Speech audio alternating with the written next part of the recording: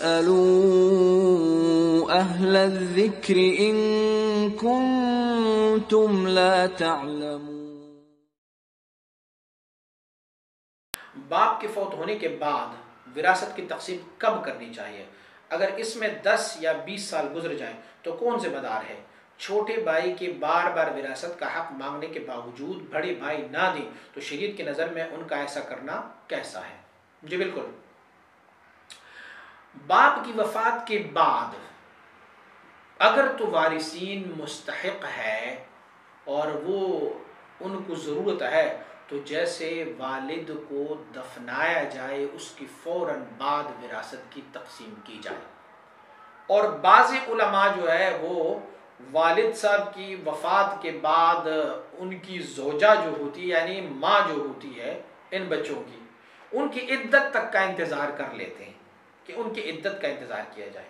اور وراثت کی تقسیم میں سب سے پہلا جز جو ہے وہ میت پر قرضہ ہوتا ہے، سب سے پہلے وہ قرضہ دیا جائے، اس کے بعد پھر وراثت کی مال جو ہے اسے آپس میں تقسیم کیا جائے۔ تو وراثت کی تقسیم میں جتنی جلدی کی جائے اتنا ہی بہتر اور افضل ہے۔ رہ گئی یہ بات کہ اگر تقسیم نہ کیا گیا، 20 سال یا 30 سال گزرے اور تقسیم نہیں کیا تو سارے وارث گناہگار ہیں۔ ہاں، ایک بندے کے اختیار میں اگر ہو کہ ساری وراثت ایک بندے کے اختیار میں ہو اور وہ دینا نہ چاہے تو پھر وہ بندہ گناہگار ہوگا۔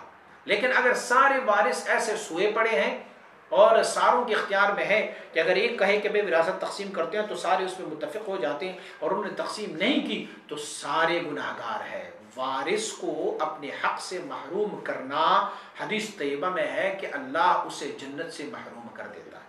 بڑا بھائی ہے، ماموں ہے، چاچو ہے، جو بھی ہے، اور اس نے چھوٹوں کو ان کے حق وراثت نہیں دی تو یہ سخت ترین وعید ان کے حق میں۔ حضور نبی اکرم صلی اللہ علیہ وسلم فرماتے ہیں جس نے وارثوں کو وراثت سے محروم کیا اللہ کریم اسے جنت سے محروم فرمائے گا۔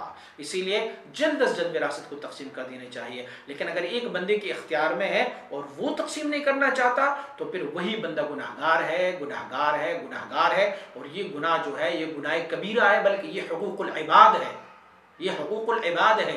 حقوق العباد جو ہے وہ توبہ، استغفار، نمازوں کے ساتھ معاف نہیں ہو جاتی، بلکہ وہ صاحب حق کو حق دینے سے ہی اور ان سے معافی مانگنے سے ہی معاف کی جاتی ہے اگر انہوں نے معاف کر دیا تو۔ اسی لیے وراثت کی تقسیم میں جلدی کر دینی چاہیے۔